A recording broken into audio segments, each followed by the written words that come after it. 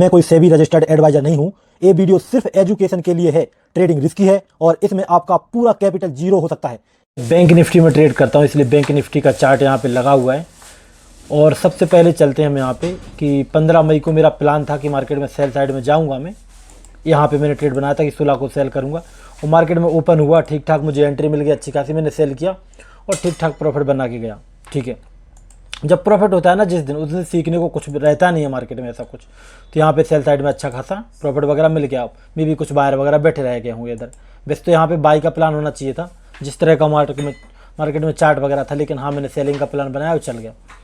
अगले दिन मैंने इस चार्ट को देखा जो कि 18 मई का चार्ट था। इस चार्ट को देख के मुझे जहाँ तक मार्केट समझ में आया कि मार्केट में जो 53,500 के ऊपर क्लोजिंग हुई है, मार्केट में 53,500 के ऊपर लगातार बाई का मोमेंटम आया है। एक रिट्रेसमेंट तो हुआ है लेकिन यहाँ तक हुआ, वापस बाद में कुछ रिट्रेसमेंट नहीं हुआ यहाँ पे। तो मैंने ऐसा मान के चला कि यहाँ पे बायर वगैरह बैठे होंगे, अच्छे कैंडल वगैरह भी बना रखे हैं। ओके, यहाँ पे अच्छे खासे कैंडल बना रखे हैं, तो यहाँ पे सेल साइड में जाऊँगा मैं। मार्केट में अगले दिन मैंने ट्रेड भी ली सेल के लिए, लेकिन मैंने एसएल को ट्रेल कर लिया और कहीं ना कहीं लॉस में ही लेके गया, मैं प्रॉफिट नहीं बुक किया। अगर मैं सही तरीके से मैं ट्रेड को 1 बाय 1 रिस्क रिवार्ड के अनुसार काम करता तो मेरा प्रॉफिट होता। मतलब ये गलती को मैं सुधारा जा सकता था। और मुझे एक और गलती याद आई है जो कि बाद में बता रहा हूँ मैं, अभी याद आई मुझे, उस टाइम पे याद नहीं है। एक कैंडल को देखना, ठीक है, जबकि यहाँ पे कैंडल पे निकाल चुके थे ना बायर वगैरह को ये मोमेंटम में, और मैं इस कैंडल को अगले दिन देख गया और ये सबसे बड़ी मेरी यहाँ पे मिस्टेक हो गई इस दिन। अब इस दिन की एनालिसिस के बाद, इस दिन के बाद जब यहाँ पे मार्केट में ठीक से काम नहीं कर पाया, अगले दिन मैंने प्लान बनाया कि मैं यहाँ पे सेल करूँगा। असल में सेलिंग का प्लान यहाँ पे सही नहीं था।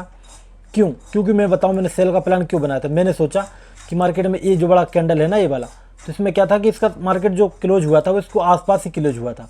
तो मैंने सोचा कि इस दिन के कैंडल को देख के हो सकता है कि दूसरे लोग बाय वगैरह में आए हों।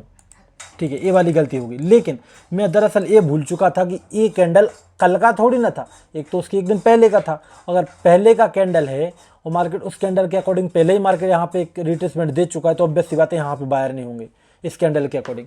तो ये गलती हुई जिसकी वजह से मेरा प्लान बना कि मैं यहाँ पे सेल साइड में जाऊँगा। अगर जो मैं इस चीज़ को थोड़ा सा फोकस करता, जो कि अब भी याद आया मुझे कि उसके एक पहले दिन का मैं वहाँ पे रिट्रेसमेंट वगैरह नहीं देखा, मैंने इसको नहीं देखता तो मैं यहाँ पे बाय वगैरह का प्लान बनाता। लेकिन ठीक है चलो, सेल का बना, उसको एक्सेप्ट करता हूँ मैं। यहाँ पे सेल का प्लान बनाया मैंने, सेल वगैरह किया, लेकिन फिर भी मार्केट में अपना पैसा नहीं बना क्योंकि मार्केट ऊपर चला गया। ऑब्वियस सी बात है, वही वाली गलती, तो इसको मैं एक्सेप्ट करता हूँ, ठीक है। लेकिन अपना यहाँ पे पैसा बना, यहाँ पैसा बनना चाहिए था, क्योंकि अगर एसएल ट्रेल नहीं करता, मैं प्रॉपर बेट करता एसएल टारगेट का, तो मेरा पैसा बनता, ठीक है। तो यहाँ पे बनता, जो कि मेरा नहीं बन पाया। तो ये गलती ऐसी है जो सुधारी जा सकती है आगे से। ये वाली गलती है, इसको भी ठीक ठाक किया जा सकता है मार्केट में, ठीक है, लेकिन इसको नहीं सुधारा तो भी इसका कोई गम नहीं जाता मुझे। अब अगले दिन, अब हुआ क्या कि जब 2 दिन में मार्केट से सही काम नहीं कर पाया, तीसरे दिन मुझे डर लग गया। सिंपल 100 बात की एक बात बताता हूँ मैं, मेरा प्लान भी सेलिंग का था, सब कुछ था, मार्केट में एंट्री मिल रही थी, मैंने कुछ एडवांस चीज़ें सोचने लगा ये होगा वो होगा, और मैं डर गया, मैंने यहाँ पे सेल नहीं किया जो कि मेरा सेल का प्लान था और वहाँ पे एक अच्छा प्रॉफिट बन सकता था। तो यहाँ पे मेरा कहीं ना कहीं प्रॉफिट नहीं बन पाया। और सेल का प्लान क्यों था, वो भी सिंपल सी बात है कि मार्केट में एक ब्रेकआउट वगैरह हुआ था, उसके बाद कोई रिट्रेसमेंट नहीं हुआ था, तो मैंने सोचा कि क्यों ना यहाँ पे सेल साइड में जाऊँगा मैं, ठीक है। आसपास कोई रिट्रेसमेंट होता, ब्रेकआउट नहीं होता, जब तक इसके नीचे रहता तब तक तो मान लेता मैं कि ठीक है यहाँ बाई कर लूँगा, लेकिन ऊपर निकल गया, मैंने सोचा यहाँ पे आराम से सेल वगैरह हो जाएगा। 53,500 के ऊपर ही क्लोज हुआ है, तो ये एनालिसिस सही थी, लेकिन मार्केट में मैं डर गया। होता क्या है, एक बार आप डर जाते हैं ना, तो आपके जो आपके अंदर जो वो डर है, वो डर आपके लिए फिर आगे वाले चीज़ों को करने की बहुत हिम्मत ज़्यादा दे देता है, क्योंकि हमारा दिमाग ऐसा ही काम करता है। एक बार आप डर गए ना, तो उसकी आगे आपको और हिम्मत दे दी जाएगी ज़बरदस्ती की। तो अगले दिन मैंने यहाँ पे प्लान बनाया, जो कि ये भी प्लान ख़राब था, ठीक है। यहाँ पे ये चार्ट को देख के मार्केट में, और यहाँ पे मैंने चर्चा तो की थी इस बारे में कि 53,500 के मार्केट नीचे क्लोज हुआ, तो हो सकता है सेलर वगैरह बैठे हो, लेकिन मैंने सोचा हो सकता है कि मार्केट सेल वगैरह में चला जाए, ठीक है। मैंने 53,500 के लेवल को एक बार के लिए इग्नोर कर दिया कि मार्केट अच्छी सेलिंग आई है और एक बार बाहर आया। इसमें कोई लॉजिक नहीं था इस ट्रेड जो एनालिसिस में। इस एनालिसिस को ठीक किया जा सकता था मेरे अकॉर्डिंग, क्योंकि मार्केट में जो 53,500 के आसपास नीचे क्लोजिंग हुई थी ना, उसमें चलो ठीक है, गलत भी होता तो भी कोई दिक्कत नहीं, लेकिन ठीक है मैंने यहाँ पे ट्रेड ली इतने भागते मार्केट में, जो कि बहुत ही गलत माने जा सकती है आपके अकॉर्डिंग, क्योंकि जब मार्केट इतना 4-5 से ऊपर पॉइंट आ चुका है, फिर यहाँ पे सेलिंग के बारे में सोचना बहुत ही गलत होता है, जबकि कंटिन्यू ट्रेड वगैरह की जा सकती थी मार्केट में थोड़ा बहुत रिट्रेसमेंट के बाद। तो ये भी हो गया, ठीक है। तो टोटल अब मैं आपको दिखाता हूँ फिर से कि गलती कहाँ हुई है।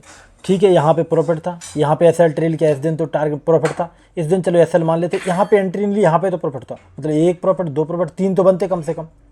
ये दिन का चलो ठीक है, रॉन्ग एनालिसिस को लॉस मान लेते, यहाँ पे रॉन्ग एनालिसिस को लॉस मान लेते, ओके 2 दिन लॉस मान। लेकिन ये जो एंट्री नहीं हुई, वो एंट्री होती करता मैं तो सही था। ये तो ये एंट्री हो भी चुकी थी, तो ये दिन 25 थी 75, 7,500, 16 दूनी 32, 3,000 कम भी कर देते 7,500 में से, तो फिर भी अपना कहीं ना कहीं 3-4 हज़ार के आसपास प्रॉफिट होता। ठीक है, तो ऐसा कुछ हुआ अपना, जो कि हम भविष्य में सुधार लेंगे। इसकी कोई देखते हैं, वो तो भविष्य बताएगा कितना हम सीख रहे हैं।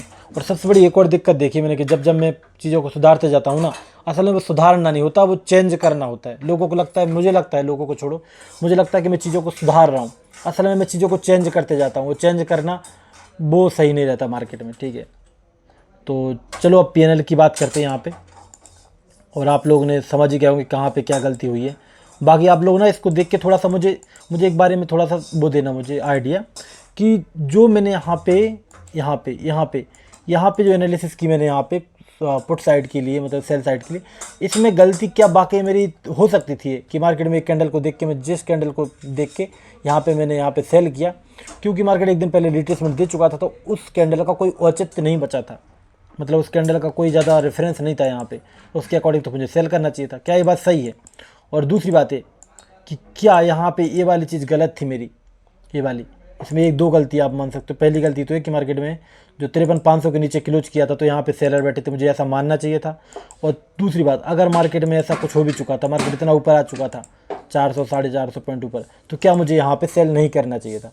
और क्यों नहीं करना चाहिए था, क्या आप लोग बता सकते हैं मुझे चैट में, कमेंट में? ठीक है, तो चलो अब चलते हैं पीएनएल की तरफ। तो यहाँ पे कोटक न्यू है, ठीक है, ये मेरा ब्रोकर है, और यहाँ पे स्टेटमेंट पे चलते हैं डायरेक्ट। ठीक है, तो यहाँ पे मैं सिलेक्ट करूँगा 17 तारीख से 23 तारीख। तो ये मेरा यहाँ पे देखो 4 दिन ट्रेड है। पहले दिन मेरा टारगेट 2300 2400, ठीक है।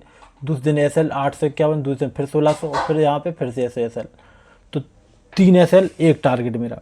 ठीक है, टोटल मेरा वीक कैसा गया, 1900 माइनस में चला गया। ठीक है, यहाँ पे गलतियाँ जो कि शायद सुधारी जा सकती हैं, क्योंकि इसके मेरे पास ऐसा हो सकता है कि मेरे पास डिफाइन चीज़ें ना हो, जिसकी वजह से ना सुधर रही हो।